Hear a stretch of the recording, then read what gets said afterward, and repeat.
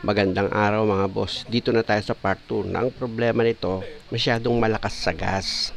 At minsan nagkakaroon ng unstable dito sa idling niya. At isa pa mga boss, ayon kay customer, yung idling nito medyo mataas. Na ang sabi ko nga, pwedeng panggalingan yun ng high pressure, lalo na pag na-traffic.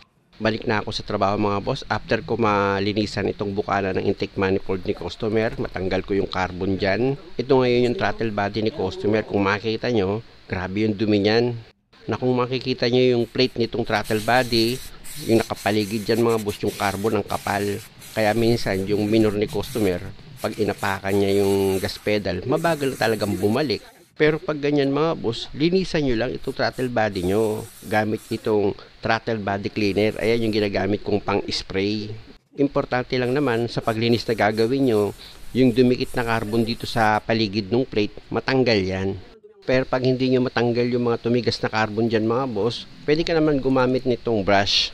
Makakatulong yan mga boss, lalo na yung mga tumigas na carbon dito sa throttle body mo, yung sa loob na hindi mo matanggal. Gamitan mo na yan ng brush.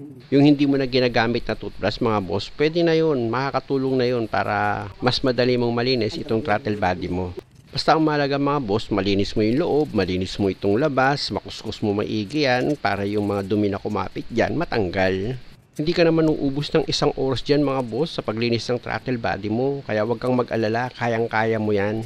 At kung sa palagay mo, natanggal mo na yung mga matitigas na kumapit na dumi dito sa labas ng throttle body mo, pwede mo nang spray yan mga boss. Spray mo siya maigi para ma-final mo na yung pag-spray mo dito sa throttle body mo. Siguro naman mga boss, marunong naman kayo tumingin kung malinis na yan or hindi pa. Siyempre, pag wala na yung kumapit na matigas na carbon dito sa throttle body mo, okay na yan. Gaya niyan mga boss, malinis na, o di ba? Okay na siya. O pwede niyo na ngayon ibalik yan, pero patuyuin niyo nga muna kahit sandali lang. Tapos itong gasket niya mga boss, bago mo ibalik yan, kinakita niyo naman, nilinisan ko. At sa paglagay naman nitong gasket niya, siguraduhin yung maayos yung pagkakalapad dyan mga boss para wala siyang singaw. Huwag kayong mag-alala dahil ito namang gasket, pag inilagay nyo yan, meron siyang guide. Itatapat nyo lang sa guide niya yan, tsaka nyo ngayon siya ididiin. Nakita nyo, di ba? Dinidiin ko para lumapat siya ng maayos. At pag okay na, maayos yung pagkakalapat niyan, pwede mo na ngayon ilagay itong throttle body mo. Siguraduhin nyo lang na maayos yung pagkakalapat mo ng throttle body. Pag okay naman, pwede mo nang ilagay itong bolt na number 10. Ayan mga boss, kung makikita nyo, nilagay ko na itong 2 bolt niya na number 10. Pinakapit ko na yan sa thread niya. Tapos ito namang nut, isinunod ko na rin sa ilalagay. Ayan mga boss, kung makikita nyo, nilagay ko na yung nut. Tapos ito na yung pangalawang nut na ilalagay ko. Bali, 4 lang naman yung tornilyo niya mga boss. At dahil sa nailagay ko na nga yung 4 na tornilyo niyan, pwede mo na ngayon gamitan niya ng socket wrench sa number 10 para ma-final mo na yung higpit ng bawat tornilyo nga nitong throttle body. Tapos, isunod mo na rin sa ilalagay itong socket wire nitong throttle body mo mga boss. Siguraduhin mo lang na ilapat mo ng maigi yan. Ibig kong sabihin na isaksak mo ng maigi itong socket wire. Pag okay naman na, pwede mo na ngayon ilagay itong 2 coolant hose mo. Ayan mga boss yung nilalagay ko dito sa throttle body. Yung 2 coolant hose. Ito yung pangalawang coolant hose. Tapos gamit ka ng plier para itong clamp ng coolant hose mo, maipit niya bawat isa nitong coolant hose. O di ba mga boss, kung kayo naman ang gagawa ng sasakyan nyo, hindi naman siya ganun kahirap, kayang-kaya nyo. At dahil sa okay na yan mga boss, dito na tayo sa air filter niya. Papalitan na rin yan ni customer. Ito na ngayon yung bago. Sa paglagay ng bago mga boss, ayusin nyo lang yung pagkakalapat nitong air filter nyo kung kayo ang gagawa ng sasakyan nyo. At pag okay na yung pagkakalapat niyan, o pwede mo na ngayon ibalik itong air filter cover niya. Siguraduhin mo lang pag nailagay mo itong air filter cover mo, dapat lapat na lapat yan bago mo i-clip. Ayan mga boss, yung 2 clip lang naman yan eh. Iaangat mo lang yun tapos ikakalawit mo na yan dito sa air filter cover mo. Okay na siya. Tapos pati itong mass airflow sensor mga boss, dahil matagal na rin hindi nalinis yan, nilinis ko na rin. Actually mga boss, itong nabili ni customer na throttle body cleaner, pwede na rin yan panlinis nitong mass airflow sensor. Basta basahin nyo lang dito sa bottle nya. Kung naka-indicate siya na pwede rin panlinis, okay yun. At sa paglinis naman nitong mass airflow sensor mga boss, madali lang yan. Kahit na spray nyo lang yun, makikita nyo naman eh, meron alikabok na kumapit dyan eh, matanggal nyo lang yun. At kung okay na yung pagkakalinis nyo, patayuin nyo muna yan bago nyo ikabit. At habang nagpapatuyo ka, ilagay mo muna itong inlet hose ng throttle body mo. Pag nailagay mo na yan, meron niyang clamp.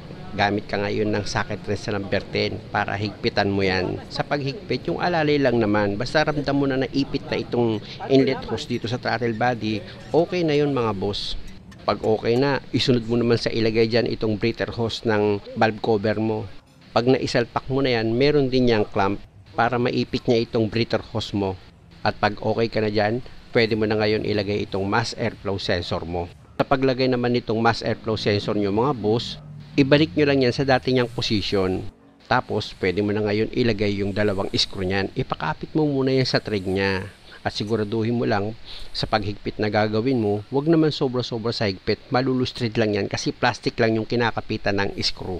Kaya dapat yung tamang higpit lang. Pag tumigil na yan at hindi nyo na siya mapihit, okay na yun mga boss. Tapos, pwede mo nang ilagay itong socket wire ng mass airflow sensor mo. At yung wire niyan, iayos nyo. Maganda kasi mga boss, pag nagtatrabaho kayo, dapat maayos. At dahil sa tinanggal ko yung negative ng battery nito mga boss, syempre ano pang gagawin mo bago mo pa start yan? Dapat maibalik mo yan. Ayan mga boss, kung makikita nyo, ibinalik ko na itong negative wire. Dito rin syempre sa negative terminal ng battery. At kung sa palagay mo wala ka nang nakalimutan, pa-start mo na itong makina.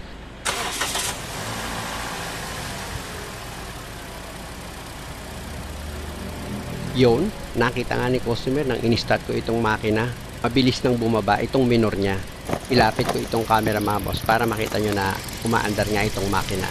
Yan, dahil nga sa papasok ako dito sa loob ng sasakyan ni customer para makita natin yung minor. Naobserbahan niya kasi kung okay na itong sasakyan. Nakita nyo yung minor, mababa na or yung idle niya. Switch off ko itong makina mga boss. Tapos, i-start ko yan.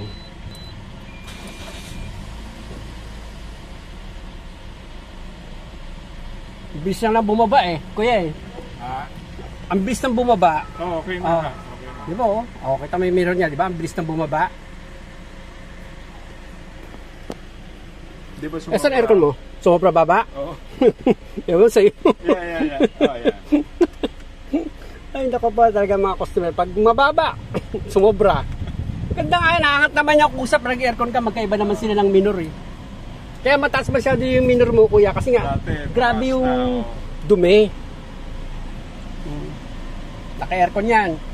Off ng aircon. Ito. Yeah. Off na din. Wala na nga. Sesa na kayo di ba nawala na yung tunog na rin ng aircon. Ayan siya ngayon, mababa na yung minor. Oo.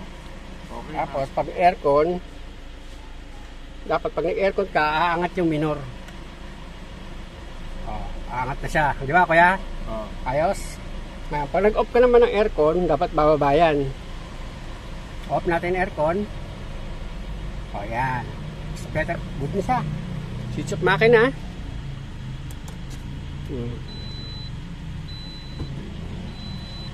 Start ulit. Siguro naman yung ilan takbo mo? 5 lang. Umubos ka ng 5.3. Yan 5.3. Ang lakas sa gas. Ang lakas nga. Grabe. Dati kasi mga boss, 5 km nito, 1 liter. Ayun nga yung malaking problema ni customer. Tapos yung idle nito mga boss, unstable siya. Naging okay na rin. At hindi naman ako ang humatol doon. Siyempre si customer. Dahil kung hindi pa naman ito okay, ginagawa ko pa yan.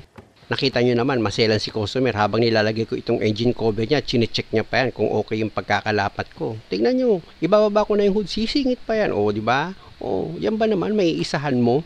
Ayan ang customer na gusto ko. Sa bawat gawa ko, chinecheck niya. O di hindi ako magkakamali. Ganun yun. Huwag niyong mamasamain pag yung customer maselan.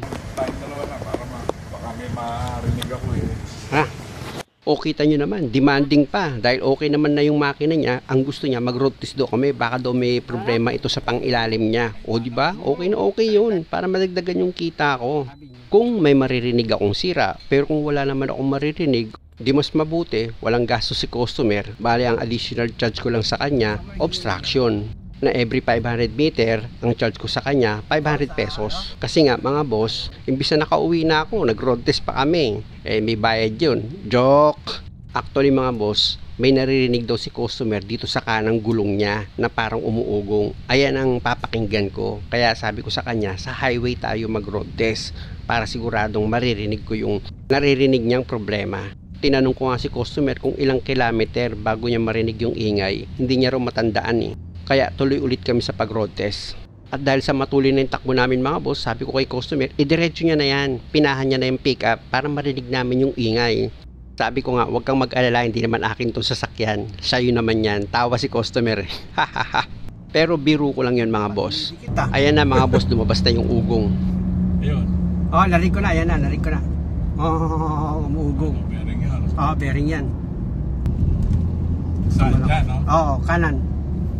Kanan bearing. Yung ugong. Pag 80, bago lumalabas yung ugong eh, di ba? 80? Hindi ko napansin. Hindi, 80 nung mga... napansin ko. Napansin ko, 80. Ngayon, wala pa eh, no? Wala pa 60 eh. lang, wala 60 pa lang. eh. Oo. Ano, ikot ko pa? Di, okay na. Alam ko naman na yun eh. Yung ba naman kailangan pang i-memorize? Narinig nyo naman mga boss, positibo, bearing, umuugong siya. Oh, yun na yun. Pero sa diagnose ko, isang bearing lang ang umingay dito sa kanan. Kaya abangan nyo mga boss, yan yung susunod kong project. Muli mga boss, dahil okay naman na itong sasakyan ni customer, maraming salamat sa panonood. Sana wag nyo naman kalimutang mag-subscribe sa channel ko. Salamat!